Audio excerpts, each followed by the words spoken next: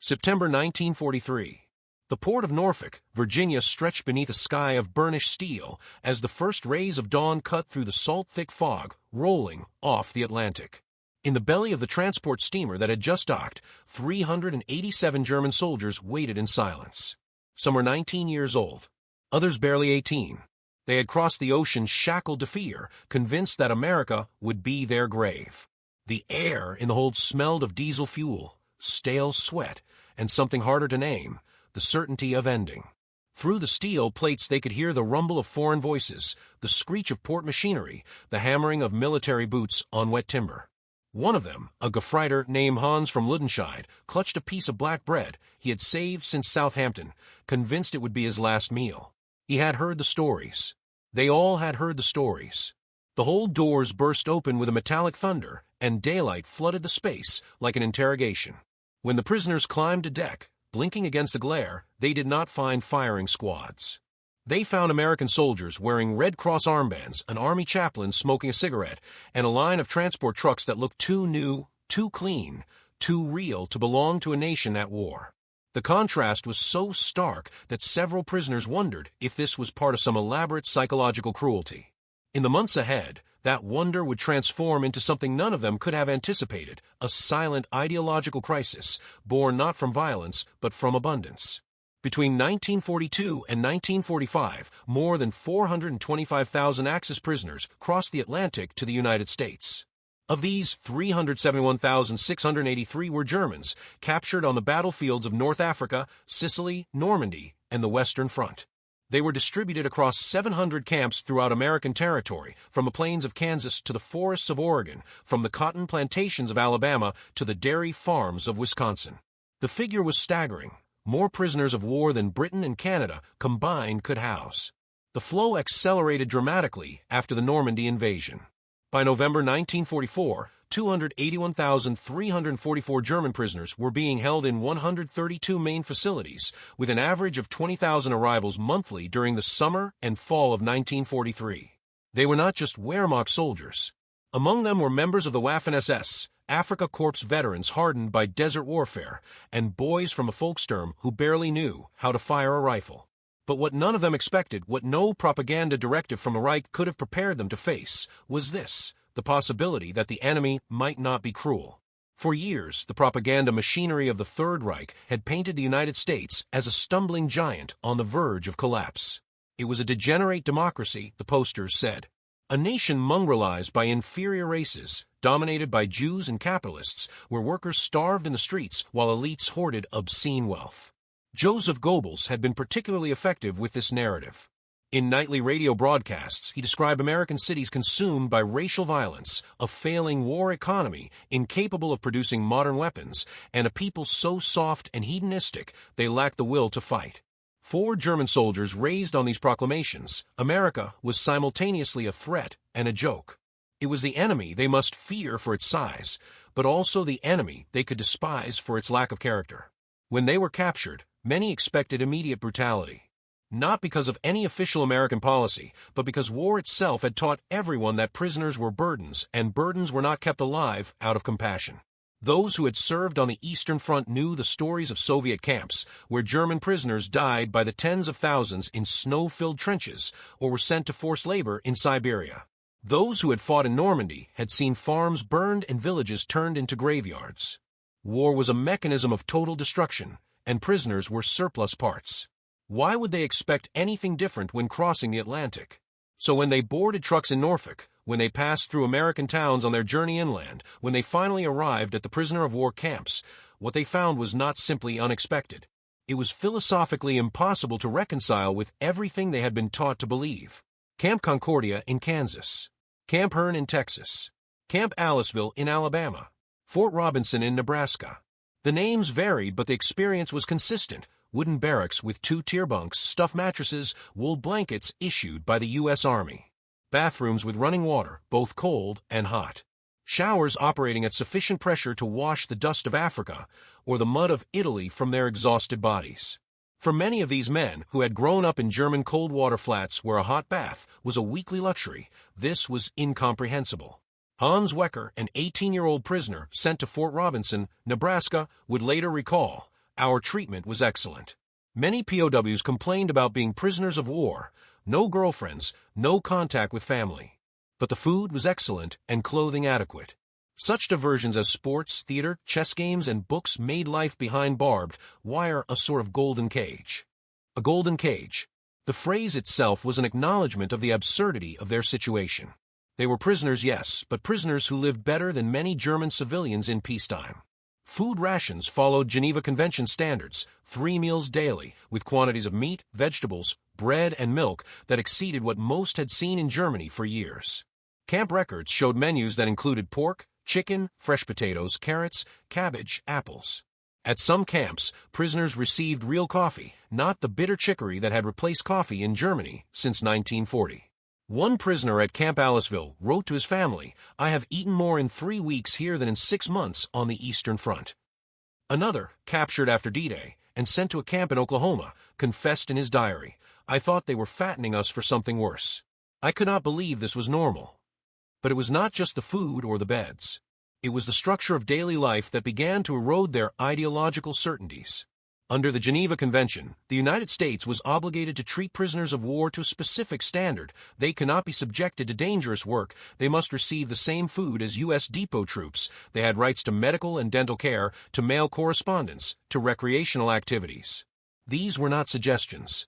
They were protocols that American camp commanders, under scrutiny from both the International Red Cross and their own military bureaucracy, enforced with remarkable consistency. The shock was not that America followed rules. The shock was that rules existed at all in a total war, and that America chose to follow them even when it was expensive, logistically complex, and politically unpopular. Every weekend, in camps across America, something extraordinary happened. The canteens opened. These were not austere military supply depots. They were small shops stocked with items that had vanished from German stores years earlier: candy bars, cigarettes, chewing gum, toiletries, writing paper, even magazines. And there, gleaming in glass front coolers like artifacts from another civilization, were bottles of Coca-Cola. Ice cold, carbonated, available for purchase with the 80 cents daily wages prisoners earned for their labor. Gunter Graw, who had been captured at age 18 in Normandy and transported to Camp Lewis in Washington, would write in a letter 72 years later, "It was August or September 1944 when I stood in front of a shop in the POW camp at Fort Lewis considering what to buy first, an ice cream or a bottle of Coca-Cola. The last ice cream I had been able to buy in Germany was years ago. But Coca-Cola? Never before. So I decided to take both. I suddenly realized how extremely lucky I had been to be captured by the American Army and not the Russian one." Coca-Cola. In the iconography of World War II, few objects carried more symbolic weight. It was not just a soft drink. It was liquid capitalism, American abundance distilled into a 6.5-ounce bottle. The Coca-Cola Company had followed American troops to every theater of war, establishing 64 bottling plants on military bases worldwide by 1945, producing more than 5 billion bottles for servicemen at a nickel apiece. To German prisoners, many of whom had grown up under rationing even before the war began, the idea that America could dedicate industrial capacity to producing a beverage that served no nutritional purpose, that existed purely for pleasure, was a revelation that cut deeper than any propaganda film. One prisoner remarked to an American guard, "In Germany, everything goes to the war. Everything. And here you make this." He held up the Coca-Cola bottle, condensation dripping from a glass. The guard had shrugged. "Sure. Why not? Why not?" Those 2 words contained an entire philosophy that was antithetical to everything the Third Reich represented. Nazi Germany was a state built on sacrifice, discipline, the subordination of individual desire to collective destiny. Every resource, every calorie, every moment of labor was theoretically directed toward the war effort. Pleasure was suspect. Abundance was weakness. And here, in the heart of the enemy nation, prisoners discovered a society so wealthy, so industrially powerful, that it could afford to be casual about war. America was producing Liberty ships faster than Germany could sink them, manufacturing aircraft at rates that defied comprehension, and still had enough surplus capacity to ensure that soldiers, even enemy soldiers held as prisoners, could buy Coca-Cola and ice cream on Saturday afternoons. The psychological impact was profound. In the evenings, after work details ended, prisoners gathered in camp recreation halls. Some camps had projection equipment and showed Hollywood films, westerns, comedies, musicals. The prisoners watched American actors in American cities living American lives of such material comfort that it seemed like science fiction. They saw kitchens with electric refrigerators, automobiles parked on residential streets, department stores with endless aisles of consumer goods. One prisoner from Camp Concordia in Kansas later recalled, "We thought the films were propaganda, that America was showing us fake images to demoralize us.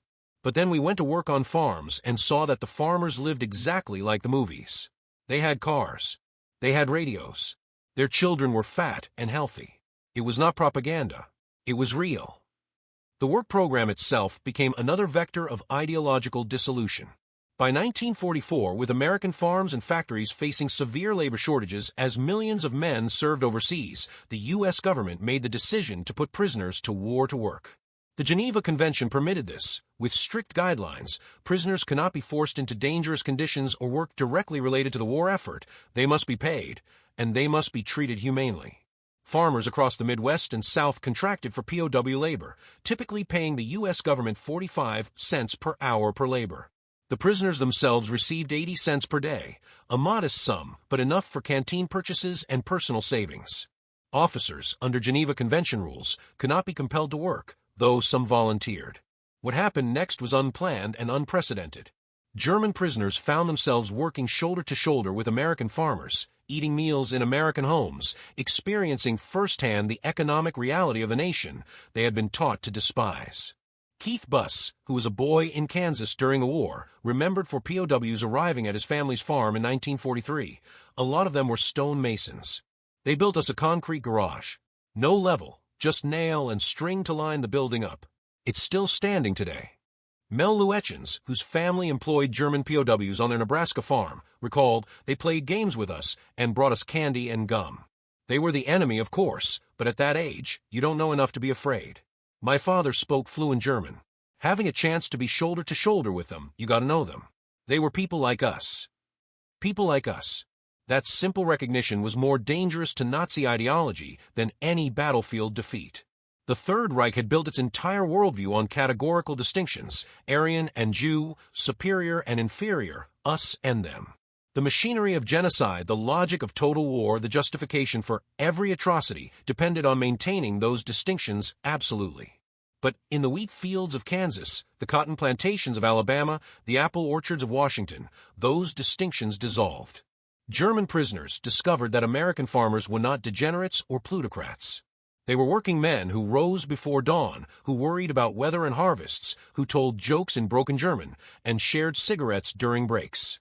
They discovered that America, for all its flaws and contradictions, was not on the verge of collapse. It was the most productive agricultural and industrial economy in human history, and it could afford to be generous even to its enemies. The canteen became a weekly ritual, a pilgrimage to abundance. Every Saturday, prisoners lined up with their accumulated wages, faces scrubbed, hair combed, anticipating the small luxuries that made captivity bearable. The Coca-Cola cooler was always the first stop. The hiss of the bottle cap breaking seal, the sharp carbonation on the tongue, the sweetness that tasted like everything Germany no longer had. Some prisoners bought multiple bottles, drinking them slowly to make the experience last. Others purchased ice cream, vanilla, chocolate, strawberry, flavors that had become memories in wartime Europe. One prisoner wrote in a letter home, smuggled past censors, "The Americans waste more food in a week than we saw in a month. Not because they are cruel, but because they have so much they do not notice." The repatriation process began in 1946. One by one, the camps emptied. Prisoners who had spent 2, 3, sometimes 4 years in America boarded ships for Europe, carrying with them duffel bags filled with possessions purchased at camp canteens, letters from American families who had befriended them, and memories that would haunt them for the rest of their lives. They returned to a Germany that no longer existed, cities reduced to rubble, an economy in ruins, a population traumatized and starving, a political system utterly destroyed. The Marshall Plan would eventually rebuild Western Germany, but in 1946 and 1947, returning POWs entered a nightmare landscape where civilians fought over scraps and former soldiers were viewed with suspicion by both occupying forces and their own countrymen. The Luetjens family in Nebraska maintained correspondence with their former POW farmhands for years after the war ended. They sent care packages, food, clothing, soap, coffee, knowing that these basic necessities were unavailable in post-war Germany. Eventually, Mel Luetjens and his parents traveled to Germany to visit some of the men who had worked their farm. The reunions were emotional, complicated, marked by the strange intimacy of people who had been enemies and became something else, something without a good name. One former prisoner told Luetjens, "You saved my life twice. Once by capturing me instead of the Russians, and once by treating me like a human being. I never forgot that." Gunter Graw, the young soldier who had stood in the Camp Lewis canteen in 1944 choosing between ice cream and Coca-Cola, eventually returned to Germany and built a successful import business. He married, had children, lived a prosperous life. But America stayed with him, not as a place, but as a standard, a memory of what was possible when nations chose law over cruelty, abundance over scarcity, humanity over ideology. In 2017, at age 91, he returned to Joint Base Lewis McChord and rode a bicycle from the Liberty Gate to the site of his former POW barracks. The buildings that remained were old and weathered, but still standing. He toured the interior with the base deputy commander, pointing to corners where his bunk had been, describing the soccer field and guard towers that no longer existed. When asked why he made the journey at such an advanced age, he answered simply, "I wanted to say thank you." Thank you. For what? For the beds and showers? For the Coca-Cola and ice cream? For the meals and the movies and the opportunity to work? Yes, but also for something larger and harder to articulate. For proving that even in the depths of total war, humanity need not be abandoned. For demonstrating that laws could bind even the powerful, that abundance could coexist with justice, that enemies could be treated with dignity without betraying one's own cause. The American POW system was not perfect. There were incidents of abuse, camps with poor conditions, commanders who bent or broke regulations. But the overwhelming pattern was one of compliance with international law, not because America was morally superior, but because America had the resources, the systems, and the confidence to follow rules, even when expedience suggested otherwise.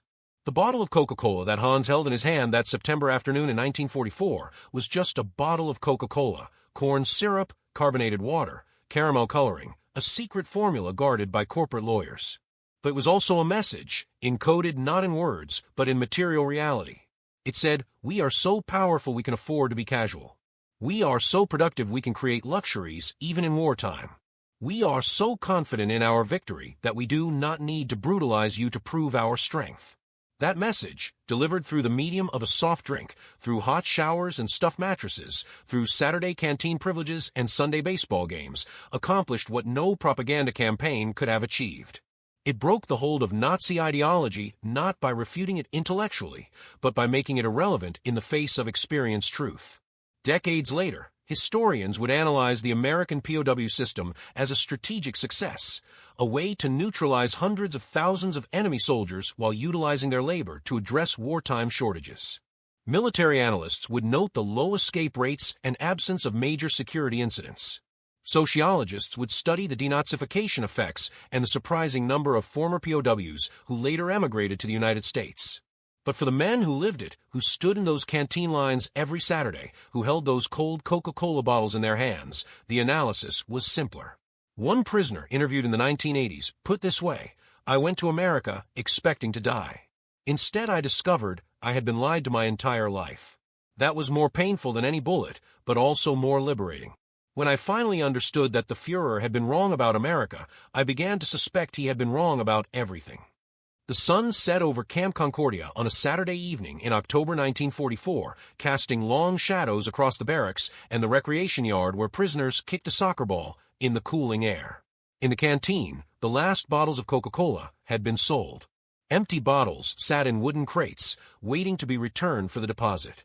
A young prisoner named Friedrich sat on his bunk, sipping his Coke slowly, making it last. He had saved his wages for 2 weeks to buy this bottle, along with a Hershey bar that he had already eaten. Tomorrow was Sunday, no work, time for letters, maybe a film screening in the evening. His family in Hamburg had not written in 6 weeks. He did not know if they were alive or dead, if the city still stood, or had been reduced to ash. But here, in the middle of Kansas, in a prison camp 8,000 kilometers from home, he was safe, fed, and holding proof that everything he had been taught about America was false.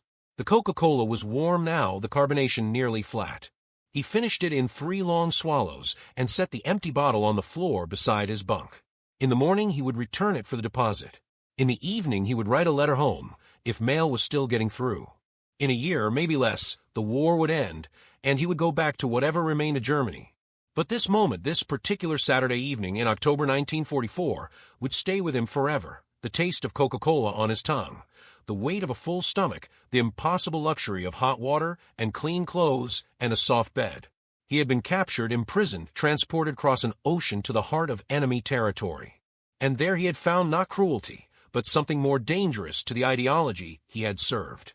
He had found proof that another way was possible. That abundance need not be a lie. That democracy, for all its flaws, could produce more than tyranny ever had. The bottle sat on the floor, empty now, just glass and air.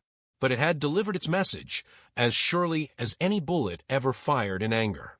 And that message would outlast the Reich, outlast the war, outlast the men who held those bottles in the Kansas twilight. It would become memory, testimony, evidence for a truth that no propaganda could erase. That in the end, freedom tastes like Coca-Cola on a Saturday afternoon, and that taste is worth more than all the promises of a 1,000-year empire that lasted only 12.